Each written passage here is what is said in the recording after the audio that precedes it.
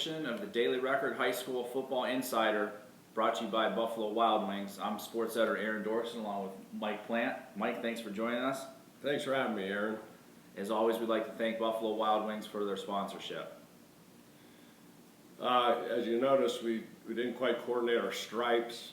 I'm going this way, Aaron's going up and down. But before we look ahead to the Week 5 action, I'll take a quick look back to last week, Aaron. We couldn't have had a much more exciting opening week to league play. I covered Hillsdale's 28-21 overtime win over Smithville. And Aaron, you know, we talked all week about two ground-oriented teams wanting to hammer it out. Well, all the touchdowns were scored through the air, 7 touchdown passes. Hillsdale came back with 3 deficits.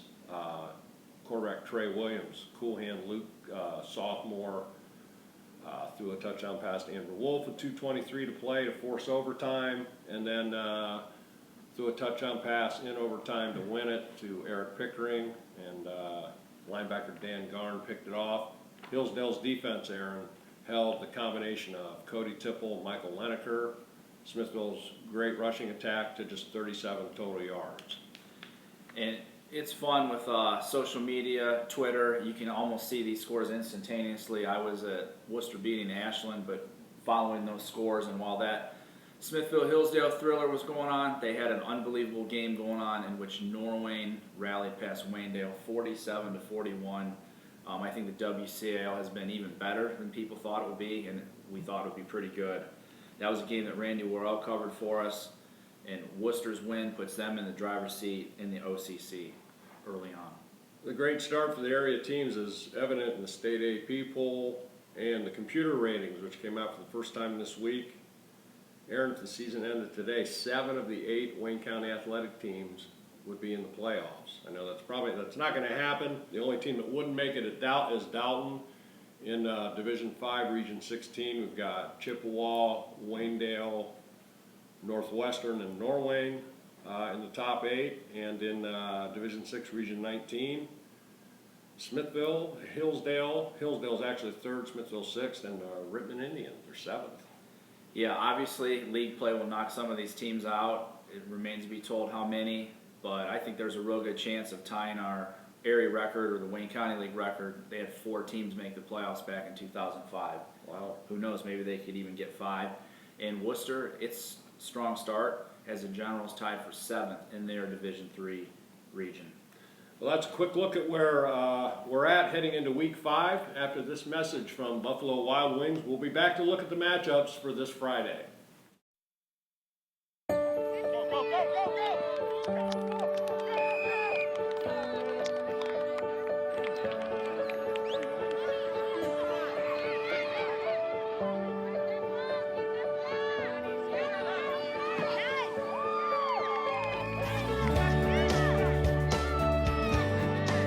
Buffalo Wild Wings Team Up for Kids program is proud to support the Boys and Girls Clubs of America. Join us at buffalowildwings.com/giving. Welcome back to the Daily Record High School Football Insider Show. Mike, I'm sure we both agree that a game of the week looks to be Norwayne visiting Chippewa. Last year, this game was a 52-49 shootout that Chippewa held off Norwayne. All the Chips have done so far to start this season is outscore opponents by an average margin of 60-13. Norwayne comes in with added confidence and momentum after their big win over Waynedale. Chippewa, everyone around here knows, is led by reigning WCAL MVP Bailey Breitenstein at quarterback, who is also like a 4th running back. They have 3 other good ones. Bailey leads the team with 430 yards rushing, 7 TDs, and through the air, 758 yards, 10 touchdowns, and just 1 interception through 4 games. Last week, wide receiver Jerry Bennett showed how dangerous he can be. He caught 3 touchdown passes in a rout over Rittman. Here are some of Chippewa coach Mike Boley's thoughts on this big matchup. We're speaking with Chippewa coach Mike Boley. And Mike, your team has hardly been challenged so far and starting out 4-0. You're outscoring opponents by an average margin of 60-13. I would imagine you're really expecting to finally get a test this week with Norwayne, aren't you, Mike? Yeah, it's exciting for us, having that first real adversity. And there's going to be moments in the game where we're going to have, we told the kids Monday, there's going to be highs, there's going to be lows. It's going to be a roller coaster. The last 2 years with them has been barn burners and shootouts, and two talented teams, and we're excited, and they're battle tested. Playing Hubbard and Manchester, and and then going against Wayndale last week and coming from behind. So it'll be exciting in Doylestown. Yeah, you mentioned, last year you guys beat Norwayne 52-49 in a barn burner. Mike, when you first took over, you guys were kind of one of the stories of the year that you turned around a long losing streak. You maybe could have been called a Cinderella team. Talk about now, you're the kind of the team that everyone's hunting, maybe you and a Hillsdale. What's that like knowing that everyone's coming after you and you're trying to keep that top spot? I tell our kids, society nowadays with high school athletes, they read the newspaper, they're on Twitter, they're on Joe Idol, they're on Drew Pastore's site. Basically, in our league, you're not going to duck anybody. So I think everyone has a bullseye, and I told them that way back in August. It's just such a competitive league. You take a night off, it doesn't matter who you're playing.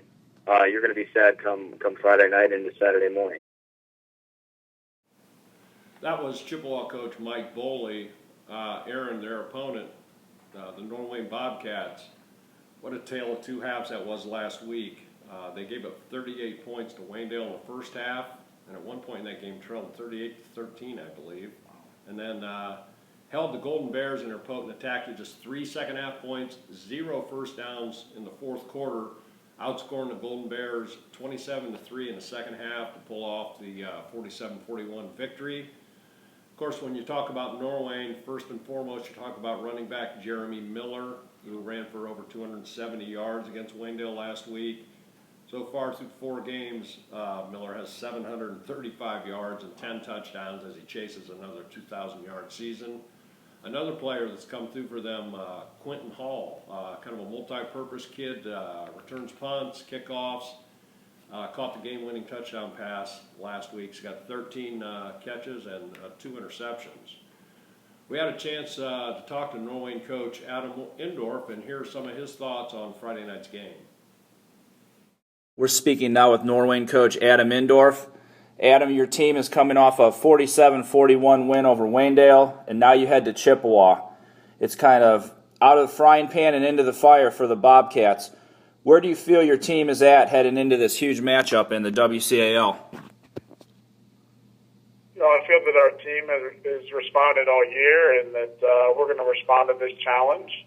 Just moving forward, trying to get better each rep, each play, and give the very best shot that we can give for that W on Friday. Last year you lost to Chippewa 52-49. You lost some other close games. Are you someone that believes that a team has to learn to win? And how much could getting over the hump and winning that close game against Wayndale help this week?